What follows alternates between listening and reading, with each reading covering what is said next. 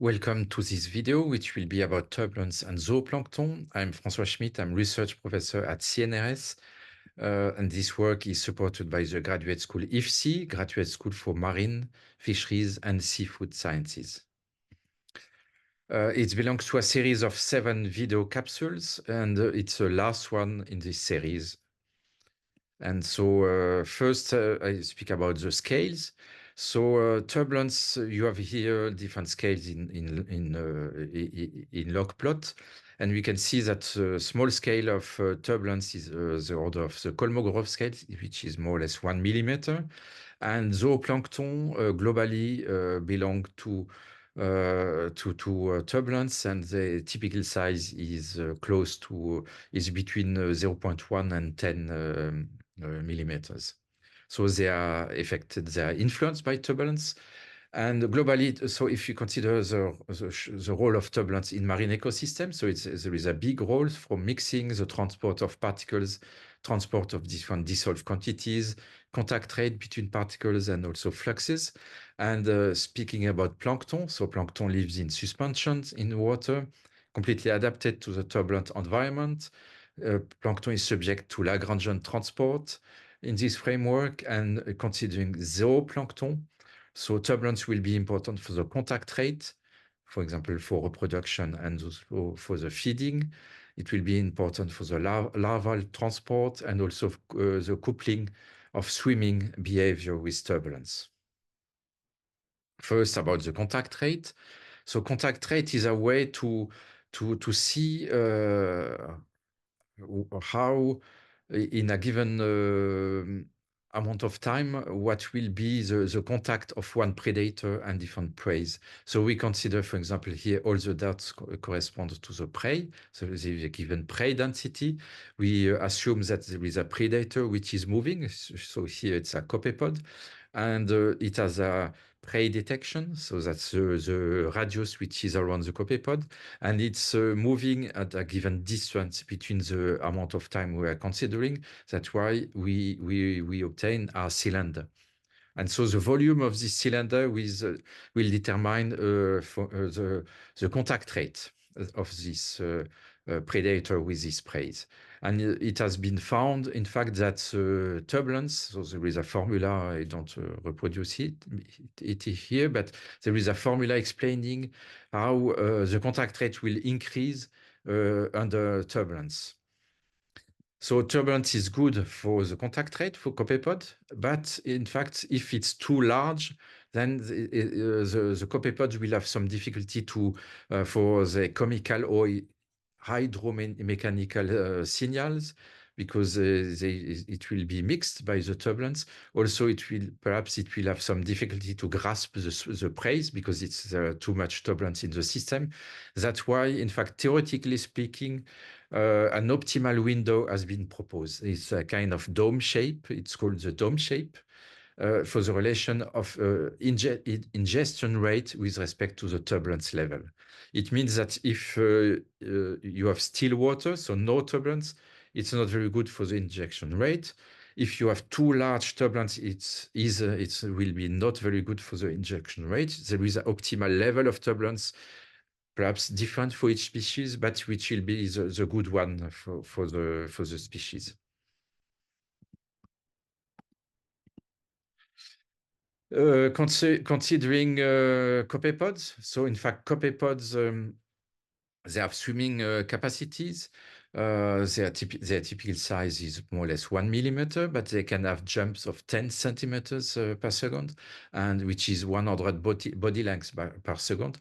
And also they can have huge accelerations, like 20 G, so it means 200 meter per square second. So it means they are really able to huge capacities, in fact, huge swimming capacities. And they produce complex trajectories, even in still water. So I'm going to speak about Our study in the LOG Laboratory of Oceanology and Geosciences in Vimereux, France. So it's a new system to have a controlled turbulence in the lab. So we have contra-rotating agitators with steering bars that are activated under the tank, and then we are producing turbulence inside this square tank. And if we change the rotation rate of the agitators, we can reach different Reynolds numbers, which so here we can see some example. We have put some polycyan particles in order to see the motion. And so what we do after this is to, in fact, to monitor the positions of the particles or of the copepods using infrared lamps. This is done to avoid phototropism. And then we extract the trajectories. We are using high-speed cameras. And so we can extract the 2D or 3D trajectories. And then we can also estimate the velocity and acceleration time series. So this was done by this system. We can see here an example with many different positions. And we have a zoom on 3 successive jumps of the copepods here.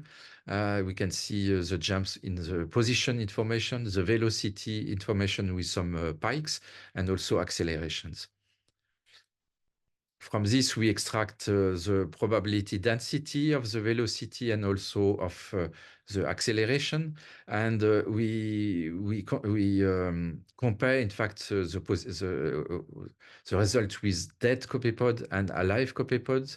And if we see a difference, it means that the difference will be produced by the behavior of the copepods. If there is no difference, it means that they had no behavior. For example, on the right, here with relatively large values of Reynolds number, we can see the dead copepod and alive copepod PDF, probability density, are totally superposed. It means that the swimming behavior is not visible here.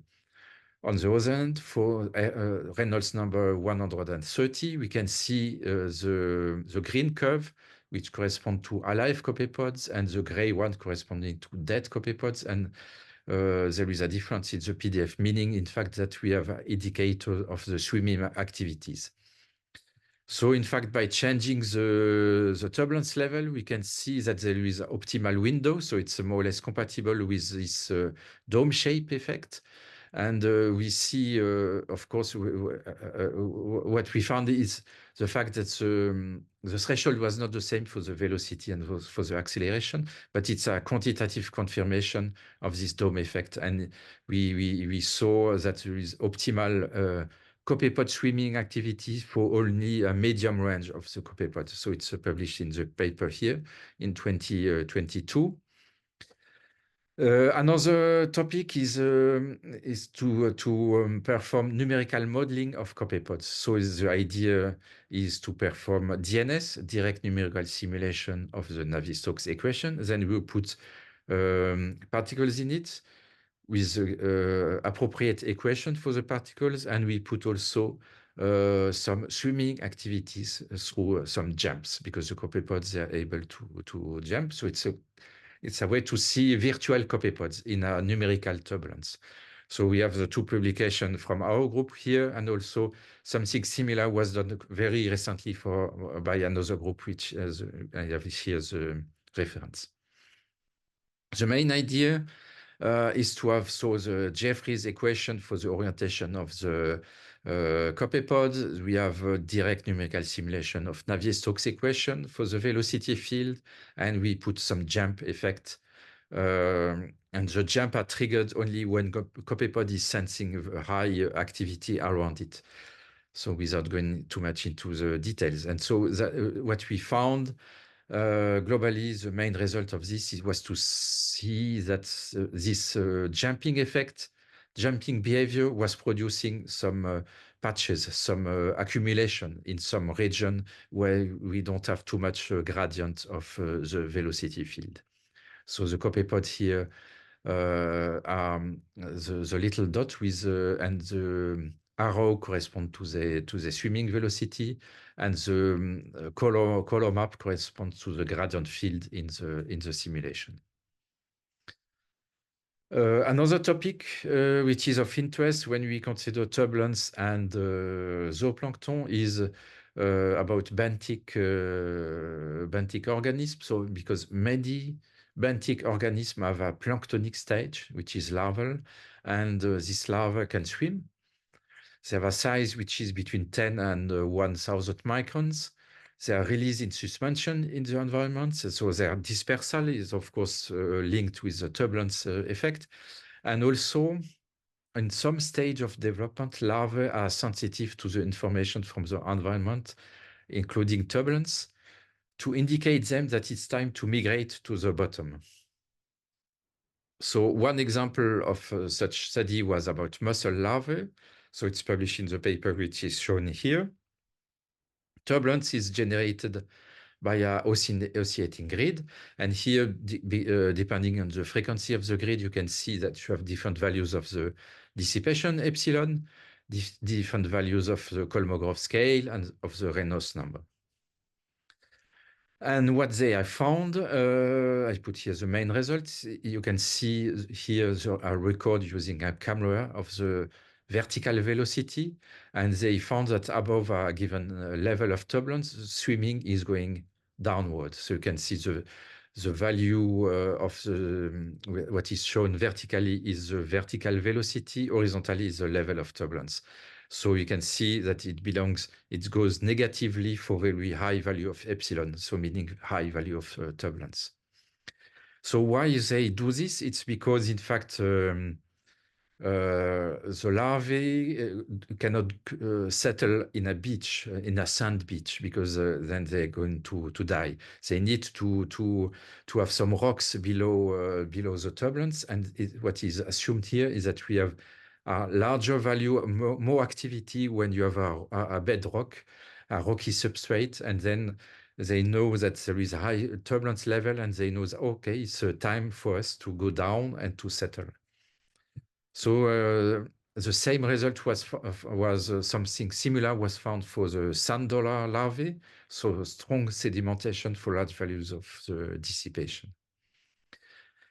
So to make a kind of outline of all this, so about turbulence and zooplankton, so we have theoretical prediction of a dome shape for the injection rate of with respect with the turbulence intensity. So we have experimental works using copepods that confirm this dome shape. And we can find that we have more swimming activity in some medium range of turbulence. There are also experimental works of the benthic larvae showing that the effect of the turbulence intensity for downward swimming. And several numerical works using virtual copepods. All the works, several other works, everything is not mentioned here. So it's a domain which is new. It is explored using experiments, mainly also theory and numerics, using direct numerical simulation, and using interdisciplinary studies between people from physics, from turbulence, and so people from marine ecology. Much progress is expected in the coming years. So I thank you for your attention, and it's all for this presentation.